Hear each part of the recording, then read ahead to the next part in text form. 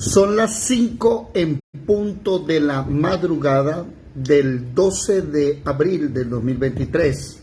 Sean todos una vez más a estudiar la Biblia en el tabernáculo de David. Bienvenidos en esta bella hora.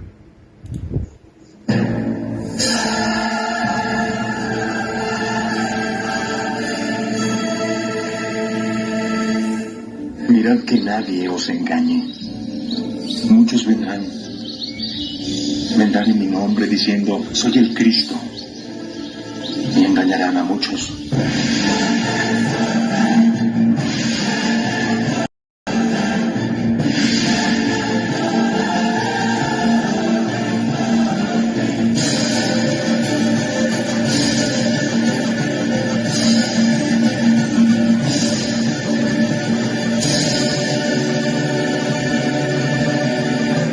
De lunes a viernes, 5 de la mañana, estudio del Antiguo Testamento y 8 de la noche, estudio del Nuevo Testamento.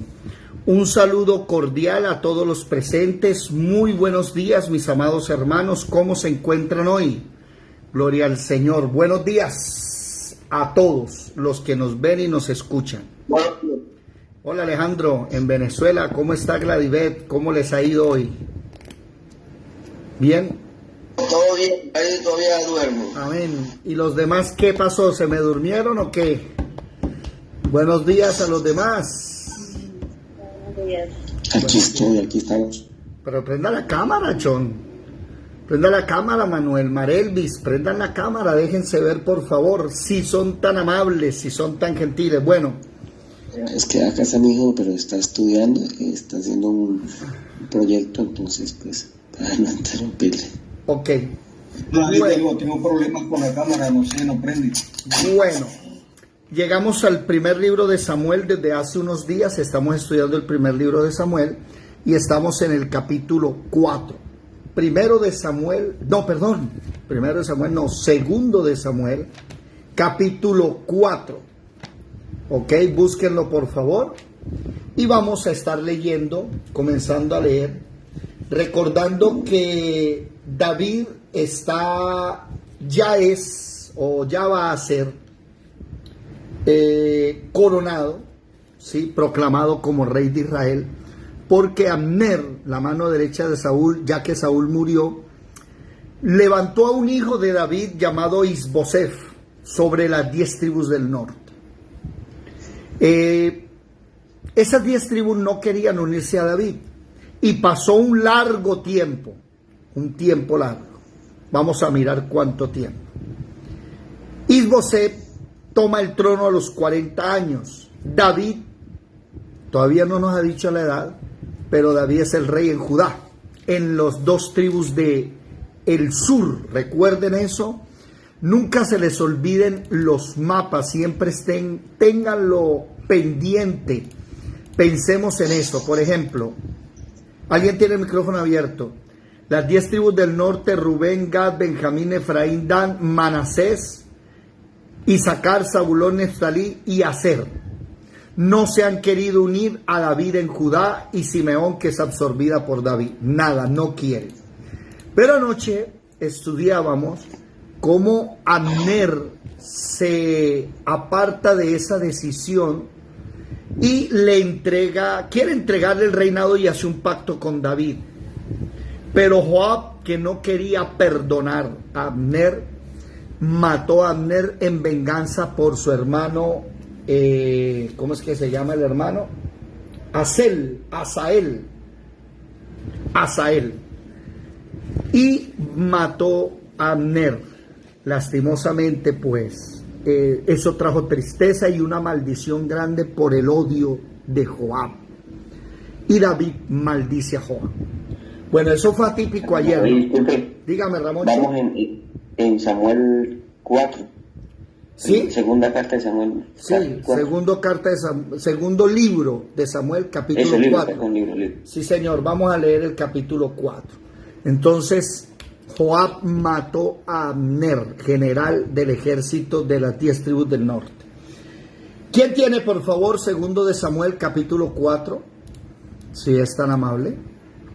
Y comenzamos a leer y a estudiar. Segundo libro de Samuel, capítulo 4. Luego que oyó el hijo de Saúl que Abner había sido muerto en Hebrón, las manos se le debilitaron y se fue atemorizando todo Israel. Y el hijo de Saúl tenía 2 hombres capitanes de bandas de moradores. El nombre de uno era Baana y el del otro Recab, hijos de Rimón de Orita, de los hijos de Benjamín, porque Berob era también contado con Benjamín. Pues los beoritas habían huido a Gitaim y moran allí como forasteros hasta hoy. Y Jonatán, hijo de Saúl, tenía un hijo lisiado de los pies. Tenía 5 años de edad cuando llegó de Jezreel la noticia de la muerte de Saúl y de Jonatán. Y su nodriza le tomó y huyó. Mientras iba huyendo apresuradamente, se le cayó el niño y quedó cojo. Su nombre era Mefit-Bofet. Los hijos pues de Rimón de Orita, Recab y Baana, fueron y entraron en el mayor calor del día en casa de Is-Bofet, el cual estaba durmiendo la siesta en su cámara. Y he aquí, la portera de la casa había estado limpiando trigo, pero se durmió. Y fue así como Recab y Baá, su hermano, se introdujeron en la casa. Cuando entraron en la casa, Is-Bofet dormía sobre su lecho en su cámara. Y lo hirieron y lo mataron. Le cortaron la cabeza y habiéndolo matado, caminaron toda la noche por el camino de Arabá. Y trajeron la cabeza de Is-Bofet a David en Hebrón y dijeron al rey: He aquí la cabeza de Is-Bofet, hijo de Saúl, tu enemigo, que procuraba matarte, y Jehová ha vengado hoy a mi señor el rey, de Saúl y de su linaje. Y David respondió a Recab y a su hermano Baana, hijos de Rimón de Orita, y les digo: Vive Jehová, que ha redimido mi alma de toda angustia, que cuando uno me dio nuevas diciendo: He aquí Saúl ha muerto, imaginándose que traía buenas nuevas, yo le prendí y le maté en Siclag en pago de la nueva. ¿Cuántos más a los malos hombres que mataron a un hombre justo en su casa y sobre su cama? Y ahora pues, ¿no he de mandar yo su sangre de vuestras manos y quitarlos de la tierra? Entonces David ordenó a sus servidores y ellos los mataron, y les cortaron las manos y los pies, y lo colgaron sobre el estanque de Hebrón. Luego tomaron la cabeza de Is-Bofet y la enterraron en el sepulcro de Abner en Hebrón. Bueno, aquí seguimos con el mismo tema de anoche. Anoche fue una reunión muy hermosa y atípica, porque por primera vez se unió la clase de la mañana con la clase de la noche. Y hoy otra vez volvemos a seguir unidas las 2 clases. No se nos puede olvidar que estamos estudiando el tabernáculo de David en las noches. Si no estoy mal, es el video hoy número 60. David, pero es la noche, sí, pero se unió la clase de la noche con la mañana. ¿Por qué?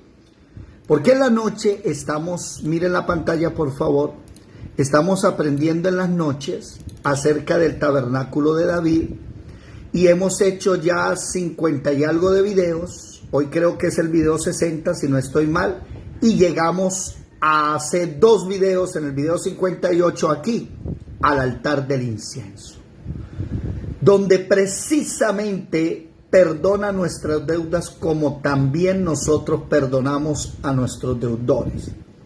Si su incienso tiene odio y rencor, no huele a rico, está podrido, se llama abominación. Recuerden que la palabra abominación es mal aliento, que usted dice cosas muy bonitas, pero su aliento está podrido, por dentro no es cierto. Y venimos hablando de cómo el perdón, y ayer veíamos cómo Joab, aunque David perdonó a Abner, porque Abner era el que había tomado a Is-Boset y lo había puesto como rey, y no quería aceptar a David. ¿Qué hizo David? Nada. David no andaba atacando a Is-Boset. David no andaba persiguiendo a Abner. Pero Abner sí andaba persiguiendo a las tropas de David, y había un hombre llamado Joab, sobrino de David.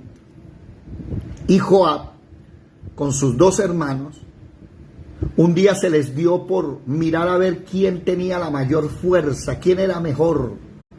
Ese espíritu de competencia que hay hoy, que yo soy grande, poderoso y tengo que ser mejor que los demás.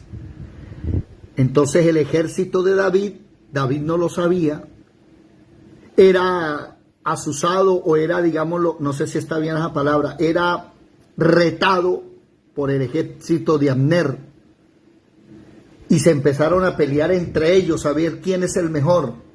Y en una de esas peleas, un hermano del general de David, Joab, se fue contra Abner, y Abner lo mató por la 5ª costilla. Y Joab no perdona a Abner. Después pasó el tiempo y Abner se presenta ante David y le dice: vamos a unir el reino. Y David hace pacto con Abner y lo perdona, pero Joab no. Y en un descuido de David, cuando Abner ya había hecho pacto y había quedado que iban a unir el reino, y ya él le iba a decir a Is-Boset que no iba a ser más el rey, ya había hablado con los ancianos, Abner es llamado por Joab a un lugar aparte. Le envió mensajeros: venga, vamos a hablar.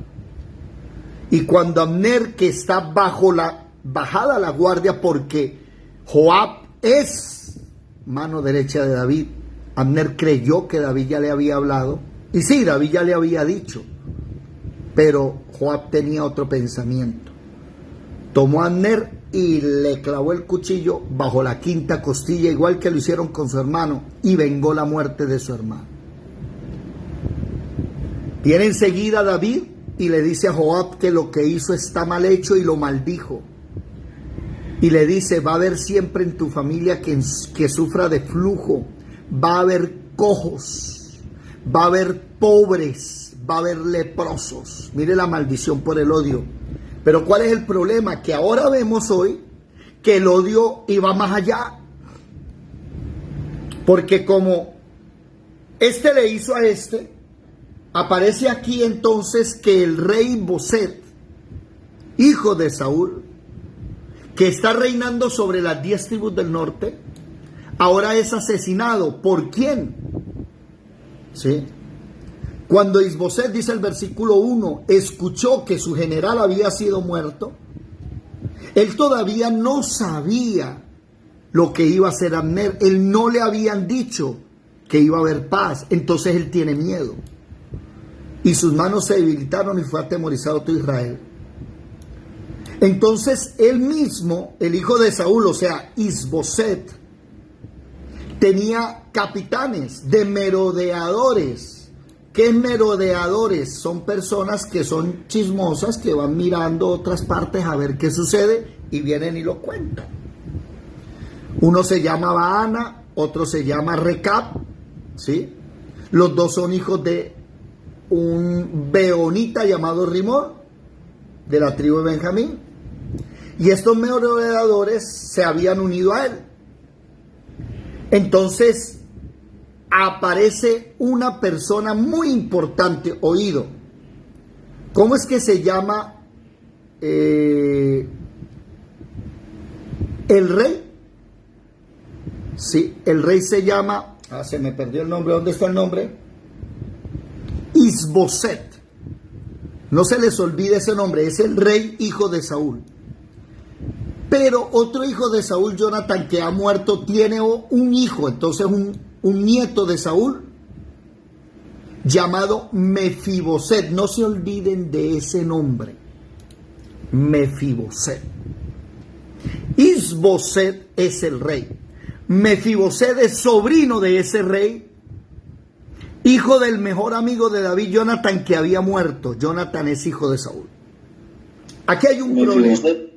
Mefiboset, sí, ese nombre. ¿Qué significa ese nombre? ¿Qué significa? No Sí, porque todos los nombres en la Biblia tienen significado. Sí, pero a veces la Biblia no nos da su significado. Déjenme mirar a ver un momentico aquí en la concordancia. Mefi,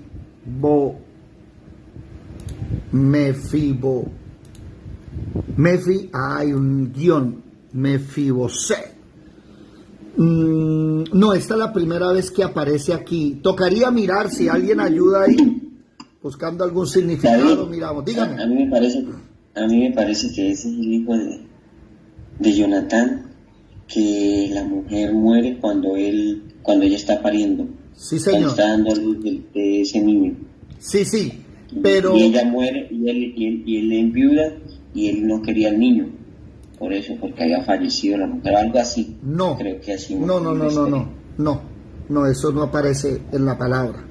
Debe ser otro, pero no, este no es.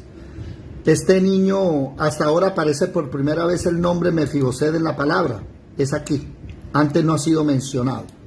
Pero hay algo que vamos a darnos cuenta en él es muy importante más adelante. Quiero que miren un momentico lo que está sucediendo en la nación. Primero están divididos, ¿no? 10 del norte, 2 en el sur.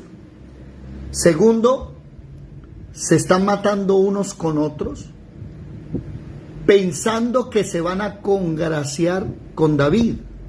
Y es que estos dos personajes toman la decisión de matar a Isboset, pensando que David se va a alegrar. Si usted logra ver desde el libro de Samuel, viene una pelea que todo el mundo sabe que Saúl quiere matar a David. Todo el mundo lo sabe. Entonces todo el mundo piensa que David quiere vengarse de Saúl, pero no es cierto. Lo que sucede es eso, que la gente no sabe que David es misericordioso. ¿Por qué?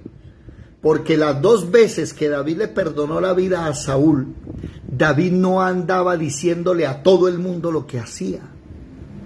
David era un hombre reservado. David lloró la muerte de su enemigo Saúl, lloró la muerte de su amigo Jonatán, hijo de Saúl. Y recuerdan ustedes que una malecita se lo encontró, un egipcio. Vamos a mirar un momentico el capítulo 1, devuélvanse al capítulo 1 por favor, que David oye la muerte de Saúl, ¿sí? Versículo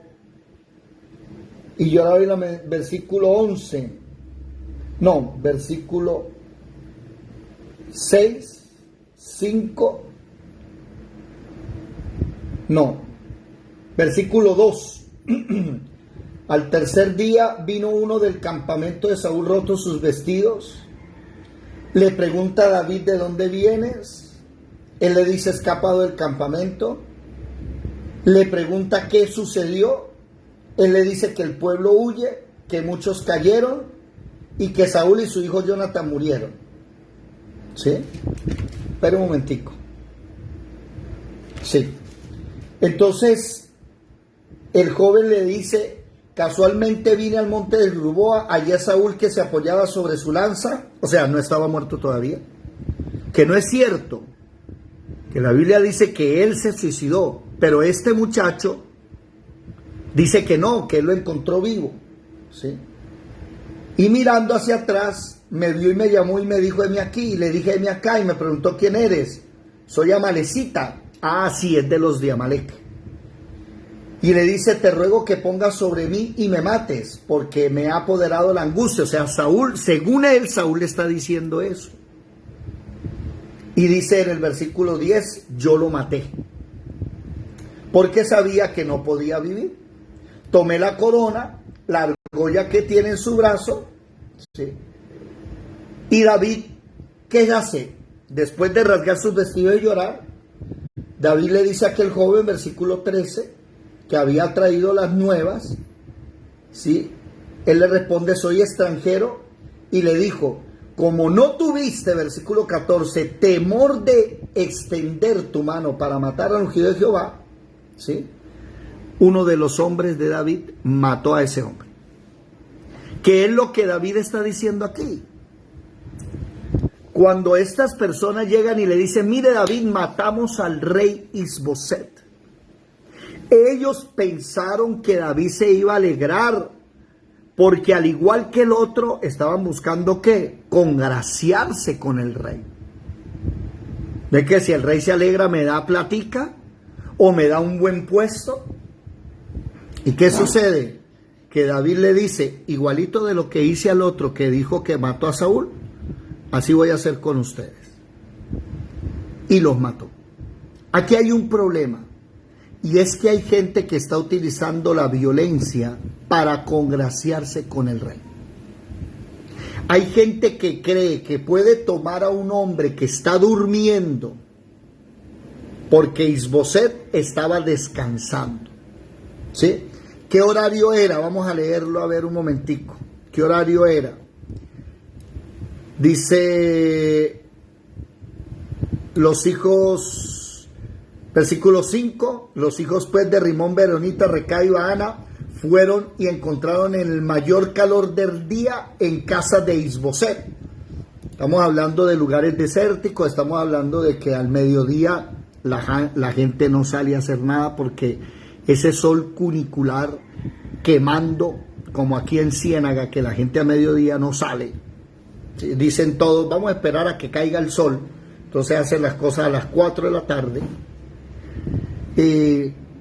Isboset estaba durmiendo. Y estos hombres creyeron que podían entrar en la casa de Isboset, porque mire la referencia que dice David. ¿Sí? Versículo 11. ¿Cuántos más a los malos hombres que mataron a un hombre justo en su casa y sobre su cama? Voy a decir algo que es bíblico, eso es de cobardes. La Convención de Ginebra, que es un tratado que se hizo a raíz de las guerras, prohíbe que una persona desarmada con las manos abajo, así se le dice, sea asesinada. Eso es de cobardes, coger a una persona durmiendo y matarla. Así usted tenga la razón. ¿Y cuál es el problema?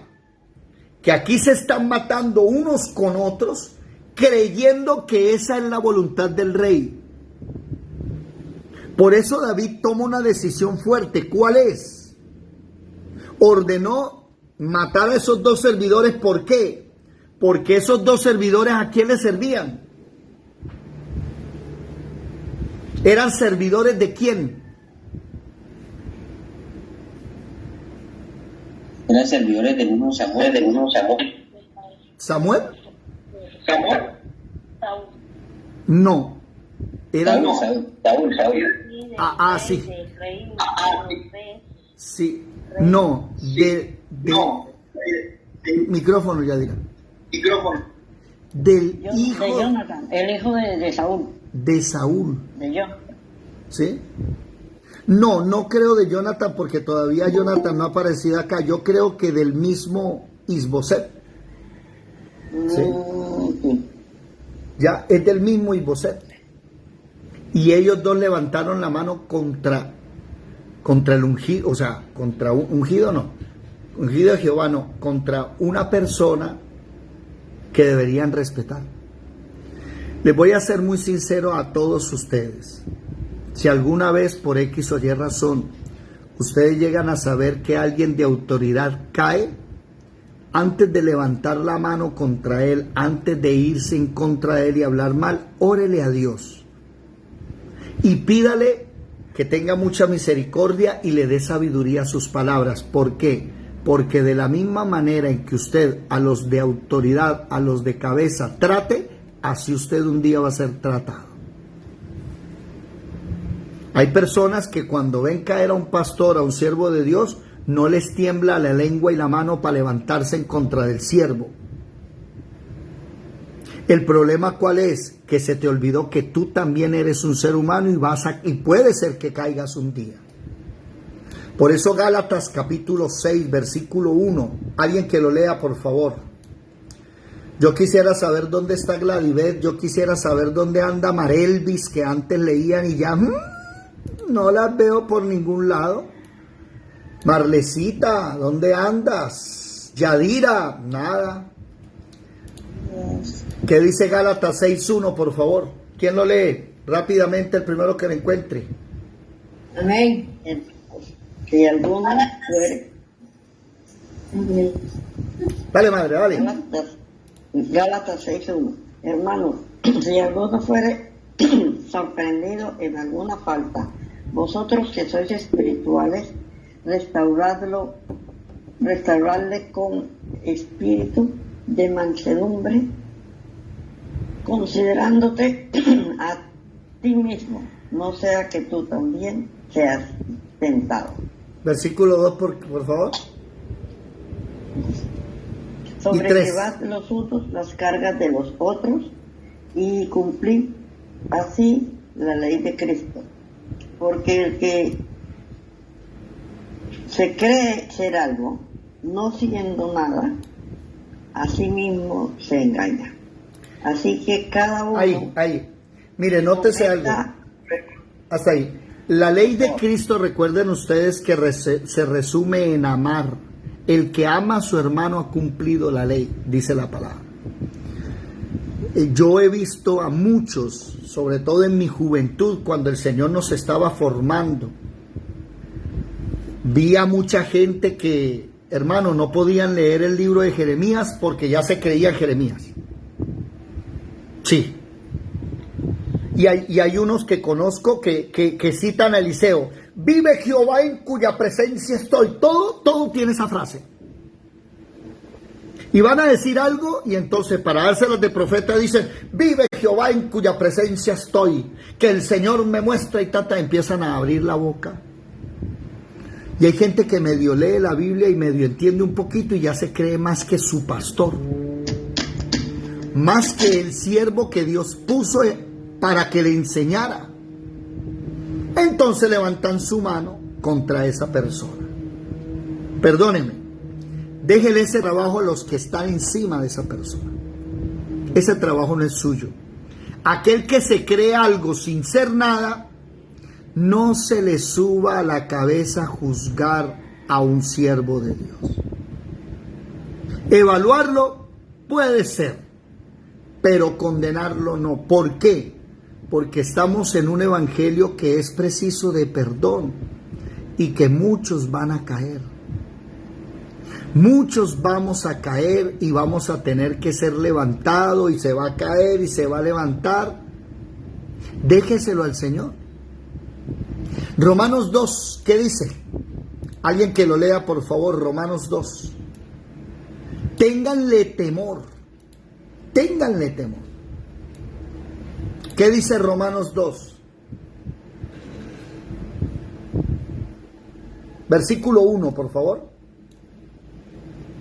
Rápidamente. Romanos 2:1. Dice la palabra: por lo cual es inexcusable, oh hombre, quien quiera que seas tú que juzgas, pues en lo que juzgas a otros te condenas a ti mismo, porque tú que juzgas haces lo mismo. O sea, ese micrófono. Pueden volver a repetir que no se entendió nada. Por lo cual eres inexcusable, oh hombre, quien quiera que seas tú que juzgas, pues en lo que juzgas a otro te condenas a ti mismo, porque tú que juzgas haces lo mismo. Ok, micrófono por favor. Listo. ¿Cuál es el problema de juzgar, de condenar? Que si tú empiezas a condenar, recuerden la palabra anacrino en griego. Si tú empiezas a lanzar un juicio y condenas a la persona, tú te estás haciendo hacedor de la ley. Te estás haciendo Dios. Y el único que puede condenar es Dios. Yo puedo que, crino, no anacrino, crino. La palabra crino significa evaluar. Yo puedo evaluar. Yo puedo evaluar a un siervo y decir, bueno, se equivoca en esto, esto que está diciendo está mal por esto, pero no estoy juzgando a esa persona. Estoy evaluando lo que la persona enseña. Yo puedo, por ejemplo, con mucho amor y cariño, decirle a mis hermanos que amo mucho, que está mal cobrar por predicar la palabra. Que ese cuentico de seminario o de cristología y a 15,000 pesos la entrada, eso no le agrada al Señor. No le estoy condenando. Te estoy diciendo que no está bien, eso es evaluar. Pero ¿cuál es el problema?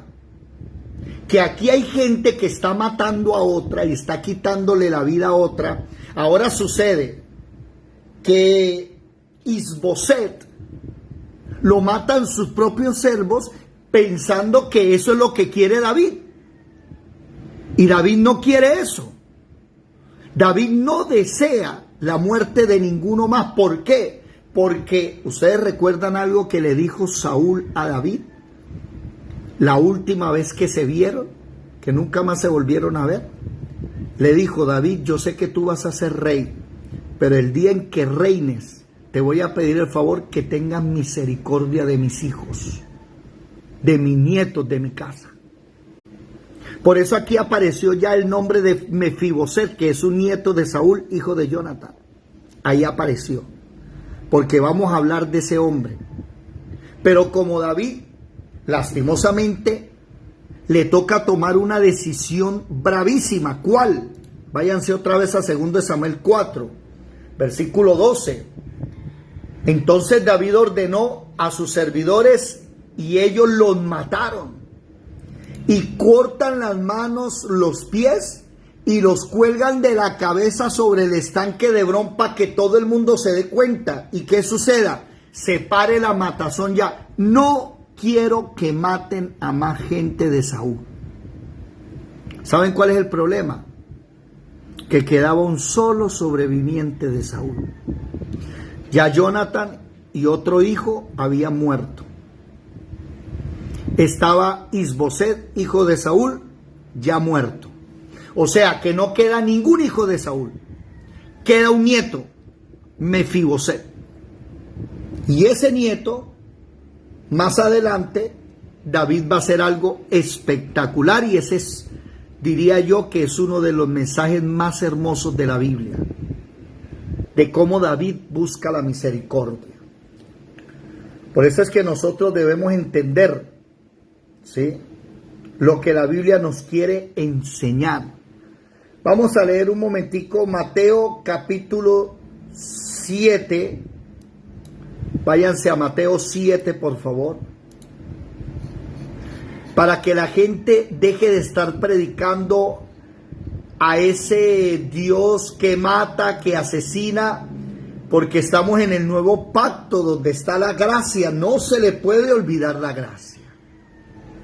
¿Sí? Bueno, aquí creo Mateo que... capítulo 7. Espere. Ya estoy en Mateo. Ya un momentico. Ah, no, Mateo capítulo 18. Qué pena con usted. Mateo capítulo 18. Vas a leer desde el versículo 21. Mateo capítulo 18, versículo 21 en adelante. Entonces se le acercó Pedro y le dijo: Señor, ¿cuántas veces perdonaré a mi hermano que pequé contra mí? Hasta 7. Jesús le dijo: Pregunta. No te digo hasta 7, Juliet, sino hasta... Ese hasta 7 es una pregunta. Vuelve a leer el versículo en forma de pregunta, por favor. Entonces se le acercó Pedro y le dijo: Señor, ¿cuántas veces perdonaré a mi hermano que pequé contra mí? Hasta 7 veces. Hasta 7. No, Jesús Juliet. le dijo: No, te estás respondiendo la pregunta. La pregunta es: ¿cuántas veces perdonaré a mi hermano que peque contra mí? Recuerda el acento arriba cuando hay signo de interrogación. ¿Hasta 7? Es una pregunta que Pedro está haciendo. ¿Lo perdono 7 veces? ¿Qué dice? Versículo 22. Jesús le dijo: no te digo hasta 7, sino aún hasta 70 veces 7. Hasta ahí un momentico, ya vas a seguir leyendo. Aquí hay algo interesante, y es que el apóstol Pedro piensa que perdonar 7 veces a una persona está bien.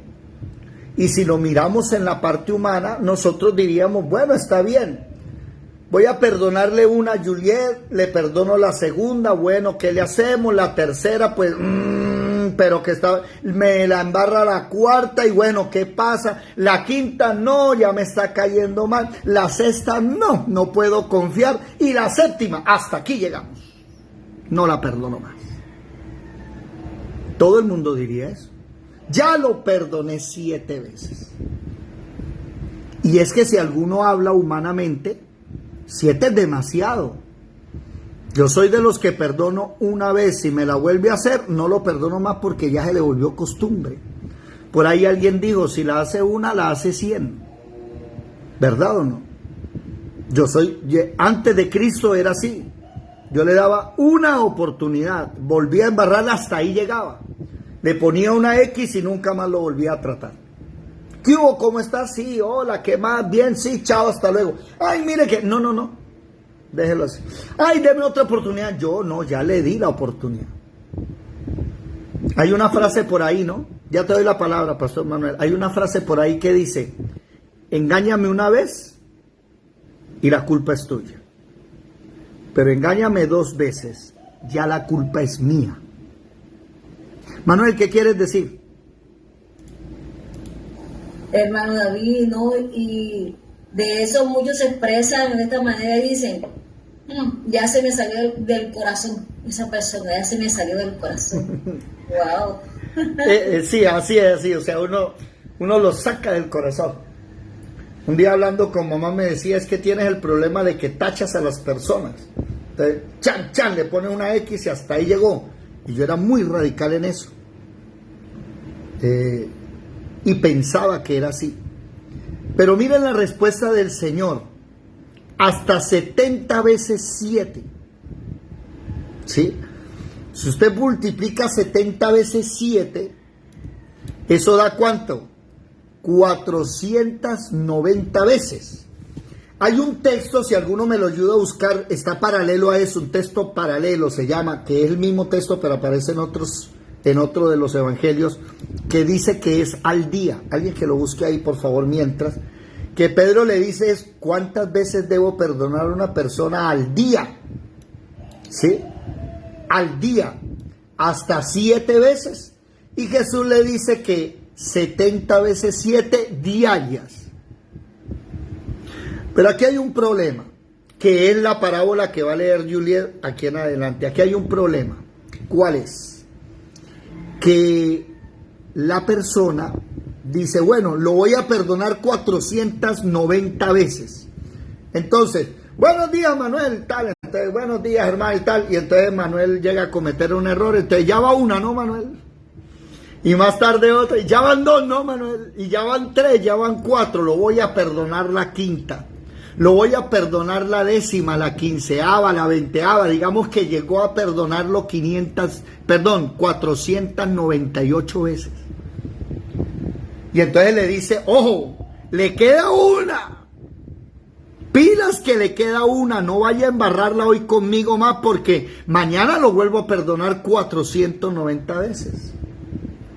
¿Sabe cuál es el problema? Que si tú sigues recordando la primera, la segunda y haces cuenta, no has perdonado nada. ¿Por qué? Porque perdonar significa olvidar. Pero hay muchas personas que no olvidan. Y por mucho que la misma palabra lo dice, que uno tiene que perdonar 70 veces 7, entonces no lo hacen. hay que olvidar y hay que pedirle al Espíritu Santo que te dé la capacidad de perdonar. Sí, es verdad, hay que olvidar, ¿sí o no? Sí, hay que olvidar. Oído, que me perdonen a mí, no sé. Pero que yo perdone es lo que me interesa, perdonar a los demás. Eso es importante. ¿Por qué? Porque es mi corazón el que se está llenando de odio. ¿Sí me va a entender? Pastor Manuel levantó la mano.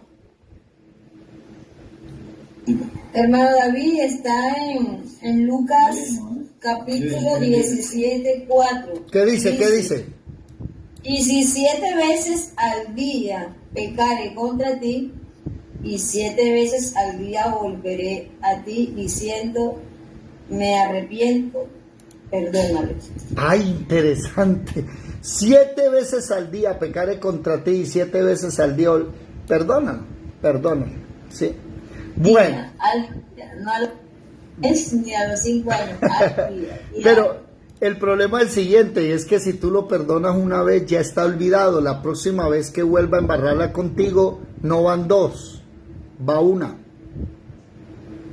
Si no, no has perdonado. Si tú no olvidas y sigues recordando que el año pasado, el año antepasado usted me hizo esta, o hace años usted no ha perdonado, no ha olvidado. Pero miren ahora la parábola que Jesús nos va a enseñar. Sigamos por favor, Juliet. ¿Sí? Mateo 18, 23. ¿Qué dice? En adelante, por favor. Por lo cual el reino de los cielos es semejante a un rey que quiso hacer cuentas con sus siervos. Y comenzando a hacer unas cuentas, le fueron presentando uno de que debía 10,000 talentos. A este, como no pudo pagar, ordenó su señor venderle y a su mujer e hijos y todo lo que tenía para que se le pagase la deuda. Hasta un momento. Entonces, Un talento. Alguien que busque ahí cuánto vale un talento. Creo que un denario es el pago de un día, ¿no? Moneda, talento. Alguien que me ayude a buscar ahí mientras puede para seguir leyendo. Moneda, talento, del griego talantón, que significa balanza o peso, una cantidad de medida monetaria utilizada en la antigüedad.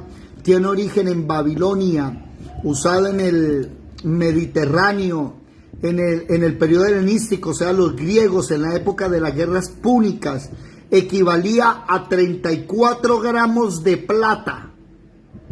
¿Sí? Alguien que, 34 kilos de plata. ¿Sí? Kilos de plata. Alguien que pese ahí, ¿a cómo está la plata hoy? Valor del gramo de plata. ¿De plata o de oro? Plata. Aquí acabé de leer plata. 34 kilos de plata. Haga la multiplicación ahí. Y le debía a este hombre, multiplique 34 kilos de plata, ¿a cómo está el gramo?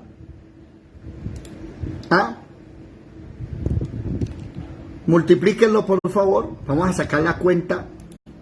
Valor, gramo, plata en la bolsa de valores de New York. El valor gramo plata está como oro, la plata está, no, pero no sé si el gramo, el kilo. A ver, precio del día para gramo. A ver, precio de compra, la plata 2.927 y de venta en 3.659. Bueno, digamos que en 3.000 pesos para redondearlo ahí. Pero le debe son 34 kilos, eso es un gramo. Entonces, un kilo hay que multiplicarlo por 1.000. Está a 2.000, un kilo pasa a 2.927.000 pesos. A 3 millones. Y son 34 kilos. ¿Sí o no? No, son Sí, son 34. No, perdón. Espere que ya me enredé. Ah, sí, 34 kilos. ¿Cuánto da 34 por 3.000? ¿3 millones? De hecho, eso ya van 900 millones y 412. Entonces serían 912 millones. ¿Quién me ayuda ahí con la multiplicación? Que ya me volvió noche. A ver, espera un momentico. Vamos a utilizar bien la matemática. 1 gramo, 3.000. 1.000 gramos para 1 kilo, 3 millones. Y son 34 kilos. Entonces, 3 millones por 34. 3 millones por 34, ¿cuánto da, por favor? 3 por 4, 12 millones. 102 millones. 102 millones. Ahora multiplíquele eso por 10.000, que son 10.000 talentos. 102 millones por 10.000, ¿da qué? 10.200 millones de pesos, si no estoy mal. No, 102 millones por 10 da 1.200 millones de pesos, ¿sí? No, 1.020 millones. 1.020 millones de pesos. ¿Alguien tiene una calculadora por ahí o no? Mucha plata. Mucho dinero. Haga de cuenta, le debe una mansión. Eso está costando una mansión. No, una mansión cuesta más. 1.020 millones de pesos al precio de hoy. ¿Sí? ¿Está bien? 1.020 millones. Sí, señor, sí, señor. Bueno, 1.020 millones. Anoten eso y tengámoslo ahí. Ahora, versículo 25. Bueno, Julie le tocó ir a arreglar la niña para estudiar. ¿Quién sigue leyendo, por favor? Bueno, yo lo leo. A este,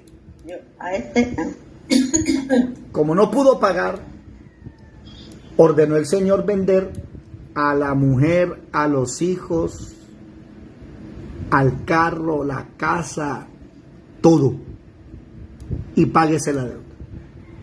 Versículo 26. Entonces aquel siervo, postrado, humillado, le suplicaba diciendo: Señor, ten paciencia conmigo, yo te lo pagaré todo. Y el Señor de aquel siervo, movido a misericordia, le soltó, y no solo le soltó, le dijo: ¿sabe qué? Le regalo los 1.020 millones de pesos. Se los obsequio. Esa palabra se llama redimir. No sé si ustedes sabían. Redimir. Lo perdona y lo deja libre. Pero saliendo aquel siervo, halló a uno de sus consiervos que le debía 100 denarios. Oído. Lo primero que hablamos no fue denarios, fue talentos. Pero le debe 100 denarios. ¿Y qué es un denario? Un denario es la paga ¿de qué? De un salario. De un salario diario. ¿A cómo está el salario diario? Póngale usted, redondéelo en qué, 35,000 pesos póngale 40,000 pesos está el día de trabajo. Entonces multiplique 40,000 pesos, ¿sí? Por 100 días. ¿Por qué? Págame lo que... Espérate, que ¿dónde estamos?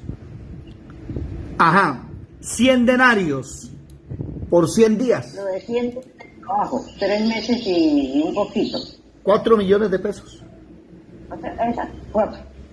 Le debía 4 millones de pesos a alguien que le había sido perdonado 1.020 millones de pesos. ¿Usted sabe qué significa eso? O sea, eso es irrisorio para la deuda que tenía. Pero ¿qué hizo ese hombre? Al haber sido perdonado y se encuentra con alguien que le debe solo 4 milloncitos y haciendo de él, o sea, agarrándolo, ¿qué dice? Le ahogaba, diciendo: págame lo que me debes. Lo cogió del cuello y lo empezó a ahogar. Págueme lo que me debe. ¿Se dan cuenta? Mire ese error tan grande. Entonces su consiervo, postrándose a sus pies, haciendo lo mismo que él hacía, le rogaba: ten paciencia conmigo y te lo pagaré todo. Mas él no quiso, sino fue y le echó en la cárcel hasta que pagase la deuda. Viendo sus consiervos lo que pasaba, se entristecieron mucho y fueron refiriendo a su señor todo lo que había pasado. Es que no hace falta el chismoso que fue a decirle allá: mire, señor, el que usted le perdonó la deuda de 1.020 millones, no le perdonó la deuda de 4 millones al otro. Entonces, llamándole su señor, le dijo: siervo malvado, toda aquella deuda te perdoné porque me rogaste. No, mire, subrayen esto. Y cuando ustedes oren: Padre, perdona nuestras deudas como perdonamos a los que nos deben. Perdona nuestras ofensas. Recuerde esto: ¿no deberías tú también tener misericordia de tu consiervo como yo tuve misericordia de ti? Entonces su señor, enojado, le entregó a los verdugos hasta que pagase todo lo que debía. ¿Qué dice aquí? Así también mi Padre Celestial hará con vosotros, si usted no perdona de corazón, o sea, no olvida cada uno a sus hermanos sus ofensas. Dios no lo va a perdonar a usted. Y ese es un mensaje que no se predica hoy. Que la gente quiere llegar ante Dios y quiere decirle: Señor, yo te amo, mira, ayúdame en esto, ay, dame aquello. Y no han entendido que primero tiene que perdonar. Hay por ahí otro pasaje que dice: si vas a dar ofrenda a Dios y recuerdas que alguien tiene algo contra ti, oído, no que tú tengas algo contra él, no. Ay, ¿verdad que esta persona tiene algo contra mí? Deja la ofrenda, no significa que no la déjela ahí, y vaya primero y arréglese con su hermano. ¿Cuántos de ustedes saben que hay alguien que tiene algo en contra suya? Vaya y arréglelo. Vaya y arréglelo. Trate de quedar en paz. Hay otro texto que dice: en lo posible estar en paz. Déjenme buscar. En lo posible o en lo que dependa de ustedes, estar en paz con todos. Eso está en Romanos 12, del 18 al 20. Vamos a leerlo. Romanos capítulo 12, del 18 al 20. Dice: si es posible, en cuanto dependa de vosotros, estad en paz con todos los hombres. No os venguéis vosotros mismos, amados míos, sino dejad la ira, lugar a la ira de Dios, porque escrito está: mía la venganza, yo pagaré, dice el Señor. Así que si tu enemigo tuviere hambre, dale de comer. Si tuviere sed, dale de beber. Pues haciendo esto, escuad de fuego amontonarás sobre sus cabezas. No seas vencido de lo malo, sino vence con el bien el mal. David, disculpe, ¿te dio Romanos qué? Capítulo 12, versículo 18 en adelante. Gracias, entendí, gracias. Oído, si Dios no te perdona a ti, si tú no perdonas, Dios no te va a perdonar. Y eso es algo que tenemos que empezar a preguntarnos. ¿Qué está pasando? ¿Qué está pasando con nosotros? ¿Estamos perdonando a los que nos deben? ¿Quiénes aquí le tienen una deuda grande? Perdónela. Luz Dari. No, yo tengo deuda grande, pero en el banco. No, hermano, lo que quiero decir es lo siguiente. Resulta y pasa que si usted, tiene un problema y hoy pidió perdón, pero la otra persona no lo perdona, pienso yo personalmente que yo cumplí mi deber que era pedir perdón. Y no debo cargar más con eso de que el otro quedó bravo, que no me quiere hablar, que sigue igual. Ya es su problema. Pienso yo, ¿no? Ya es su problema, porque yo tomé la sabia decisión de ir y decirle, bueno, reconozco que hice mal, vengo a pedirle perdón o disculpas, o bueno, sí, quiero que arreglemos esto, quiero que quedemos en paz. Pero resulta que no, el otro cierra su corazón y se queda así. Entonces ya hasta ahí es mi deber y mi compromiso, y yo debo descansar en el Señor. Eso es lo que yo creo. ¿Qué opina usted? Pues precisamente acabamos de leer ese texto.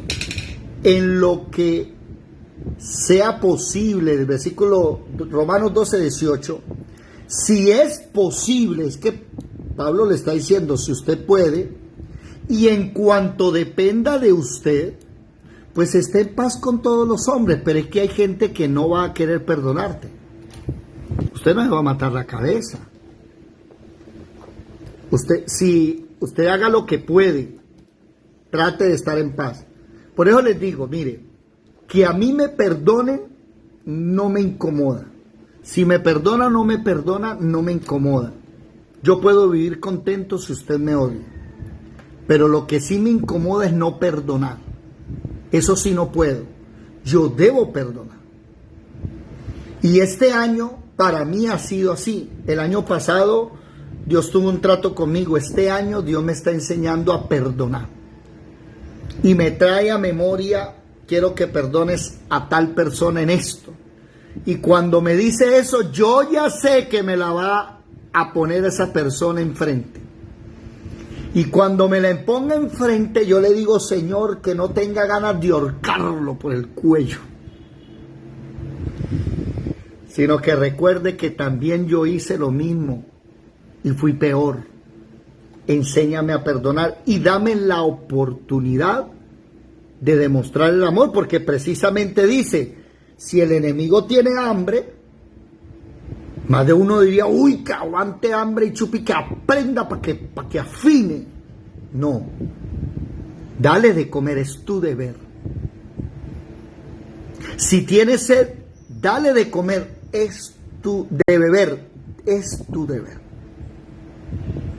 ¿Por qué? Porque nosotros también fuimos enemigos de Dios. Y siendo enemigos de Él, ¿ustedes pueden creer que una predicadora me dijo que eso era falso? ¿Que yo estaba mintiendo? ¿Que nosotros nunca fuimos enemigos? Déjenme mostrarles que sí.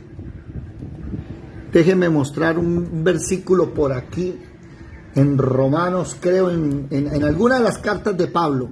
A ver, déjenme buscar por acá. Sí, Romanos 5:10.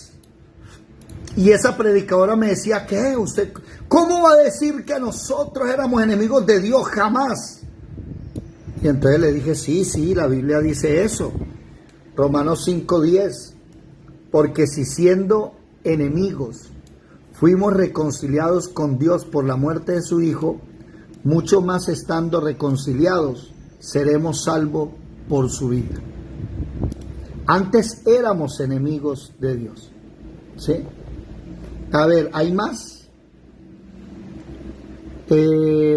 Bueno, después seguimos buscando. Vamos a ir terminando y cerrando por esta mañana. Mire cómo el Señor nos viene hablando desde hace tiempo. Y lo que pasa es que nos quiere perfeccionar. Créamelo, si usted va a llegar a la presencia de Dios, ese es el último puntico de la perfección. Y es el más difícil. Porque tal vez alguno dirá, no, yo ahorita no, que yo sepa no tengo. Ah, bueno, tranquilo, siga. Que a su tiempo el Señor le mostrará.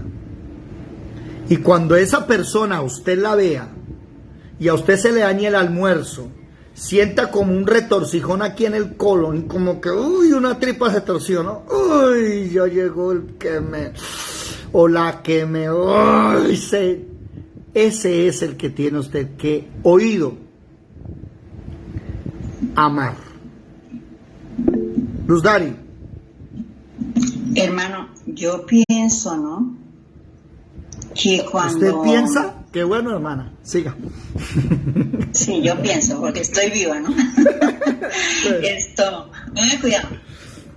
Es que cuando uno ha tenido un encuentro personal con el Señor, porque es que muchas veces no lo hemos tenido todavía, y por eso andamos así. Pero cuando uno ha tenido un encuentro personal con el Señor, lo primero que Dios le pone en su corazón y le muestra es que yo no puedo ir a orar si tengo un problema con un hermano. Así sea que no sea tanto mi hermano de afuera como los de la casa, que estoy peleada con el esposo, que estoy peleada con mi hermano, que estoy peleada con mi mamá, con mi hijo. Yo tengo que arreglar primero eso, porque de lo contrario mi oración no sube. Y pues yo le cuento una experiencia personal. Cuando yo inicié, lo primero que Dios puso en mi corazón fue irme a cada una de las personas con las, porque tenía un montón, ¿no? Con todo el mundo peleado. No, mentiras, tampoco. Y me fui personalmente a cada uno y fui y tuve ese valor, Dios me lo dio, ¿no? Yo no hubiera sido, créame que no, porque yo llevaría otra cosa para ir allá. Pero fui y le pedí perdón a esas personas. Unos me recibieron bien, otros me dieron la espalda, pero yo lo hice. Entonces, yo tengo en la mente y en mi corazón que no puedo estar ni siquiera con uno de la casa, con los que yo vivo aquí. No puedo estar peleada porque mi oración no sube. Bueno, eso es lo que yo digo. Tu oración sí sube. El problema es que ese incienso huele feo. Ese es el problema, que tu oración sí va a subir. Pero cuando Dios la escuche... ¿O sea, yo la escucho? No. Es una metáfora que estamos hablando. Lo que pasa es que decirte que sí o que no, yo no soy Dios. Y Él sí te escucha, pero no le agrada. O sea, no es agradable. Una persona puede venirme a mí y pedirme algo. Y con un aliento que yo le escucho, pero me desagrada. Y bueno, hago lo que me dijo. Pero, o sea, no quiero estar con esa persona. Lo que pasa es que ya nos metimos en otro cuento que eso no está tan revelado. Pero estamos hablando del altar del incienso. Y es que si tú no perdonas a tu hermano, esa oración huele feo. Ahora, hay perdones, ¿no? Hay perdón de una ofensa, de un maltrato, pero hay otros perdones más fuertes. Que mi papá y mi mamá me abandonaron. ¿Cuántos han sufrido el abandono? Eso es durísimo. Y una persona que ha sido abandonada no quiere ver a su papá y a su mamá ni en pintura. Que el marido la traicionó. Ay, usted sabe cuántos sufren porque el ex les puso los cachos y es el ex. Luz Dari. Y no solamente sea abandonada, sino rechazada, en la misma casa, pero rechazada. Sí. Viviendo con su mamá o con sus padres y ser rechazado, sentirse uno que no es persona grata para el mismo papá o para la misma mamá. Eso yo creo que duele más, porque ahora la verdad si lo abandonaron y lo dejaron por ahí, alguno lo recoge y vive bien, pero si vive en su casa y le viven haciendo la vida cuadrito y a toda hora usted es el que no se merece eso, pues eso es peor que morir torturado. Bueno, ya pasamos a otro plano que es más, no, pues de todas maneras, independiente, piense cada uno a quién debe perdonar. Si el Señor nos está hablando, pensemos a quién debemos perdonar y amar. ¿Por qué? Mire lo que pasó con Joab, que fue maldito, por eso ayer en la noche lo hablamos, y mire hoy dos que creyeron que estaban haciendo bien, terminaron muertos por lo mismo y terminaron siendo ejemplo para que la nación entera deje de estar matando a los descendientes de Saúl. Quedaba un solo descendiente, Mefiboset, y es una de las historias más hermosas de la Biblia. Más adelante lo vamos a ver. Los que están en Facebook, Dios les bendiga.